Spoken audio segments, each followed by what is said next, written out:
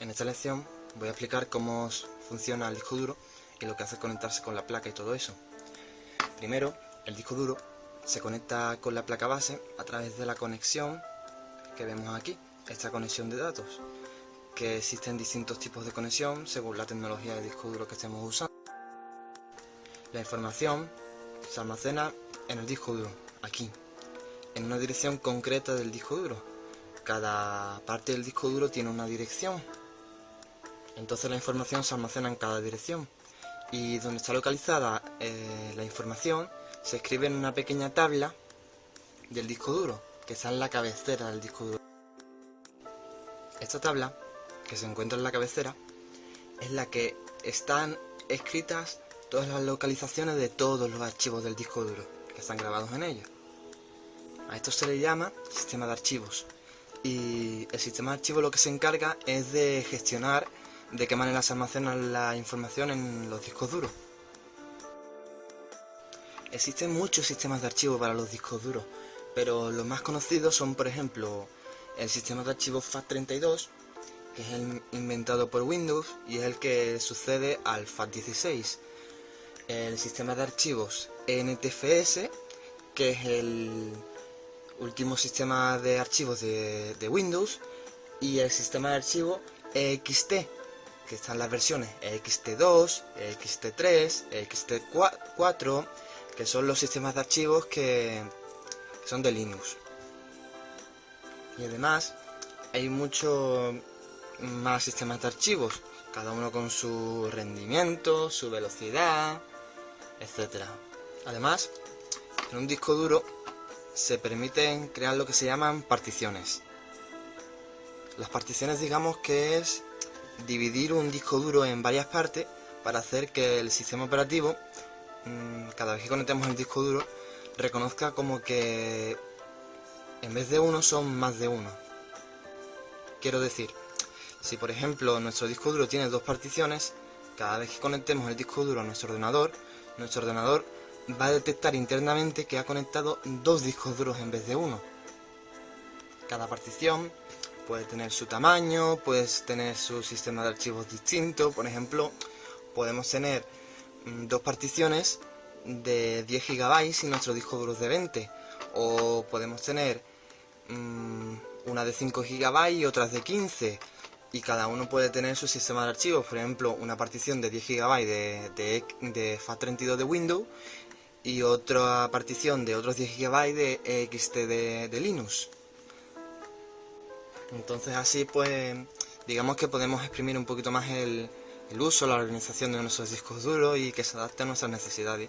Si por ejemplo podemos tener dos particiones en un disco duro de 500 GB, entonces en cada partición podemos instalar un sistema operativo. Podemos instalar por ejemplo Windows 7 en una partición y Windows XP en otra, en el mismo disco duro, ya que al tener dos particiones digamos que como que podemos simular varios discos duros en uno mismo, y así podemos organizarnos un poquito más y tener más sistemas operativos en un disco duro o distintos sistemas de archivo en un disco duro. Entonces, para resumirlo todo un poquito más y que se entienda un poquito mejor, en el disco duro puede haber distintos sistemas de archivo, que son los que se encargan de gestionar la información. Se encargan de saber cómo hay que almacenar la información en el disco duro y de qué manera. Así cada sistema de archivo distinto puede tener sus rendimientos, sus capacidades, sus límites, su velocidad, todo eso. Depende de cómo se haya programado el sistema de archivo. Luego también cada disco duro puede tener distintas particiones. Entonces puede tener un disco duro una sola partición, puede tener dos, puede tener tres, puede tener cuatro. ¿Y qué son las particiones? Las particiones son divisiones del disco duro, divisiones lógicas. Con divisiones, como he explicado antes, podemos hacer que nuestro disco duro de 500 GB se comporte como si fueran dos discos duros totalmente independientes de distintos espacios. Por ejemplo, nuestro disco duro de 500 GB puede tener dos particiones, una de 400 y otra de 100. Así se comporta como dos discos duros distintos. A esas particiones también le podemos instalar distintos sistemas de archivo, como en la de 100 EXT y en la de 400 NTFS o FAT32, y también podemos instalar sistemas operativos distintos como en la de 100 Linux y las de 400 Windows, o como a nosotros queramos, vamos. Entonces, esas particiones nos permiten hacer ese tipo de cosas, divisiones lógicas del disco duro, y tampoco estamos limitados a dos. Podemos poner 3, 4, 5, las que queramos, mientras nuestro disco duro tenga espacio suficiente para las particiones que queremos hacer. Así que, haciendo particiones, digamos que dividimos el disco duro lógicamente en varios discos duros independientes, pero solo cuando se conectan al ordenador. Así el ordenador lo trata como si fueran discos duros distintos cada vez que hacemos las particiones. Entonces, esta es la explicación más o menos por encima del funcionamiento de un disco duro. Tenemos también los conectores, cómo se escribe la información en el disco duro y los sistemas de archivo de un disco duro, las particiones de un disco duro.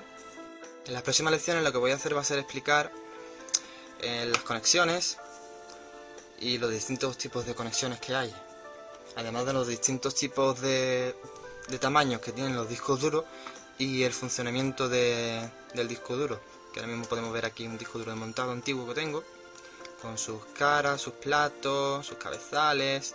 Bueno, en la próxima lección lo voy a explicar mejor.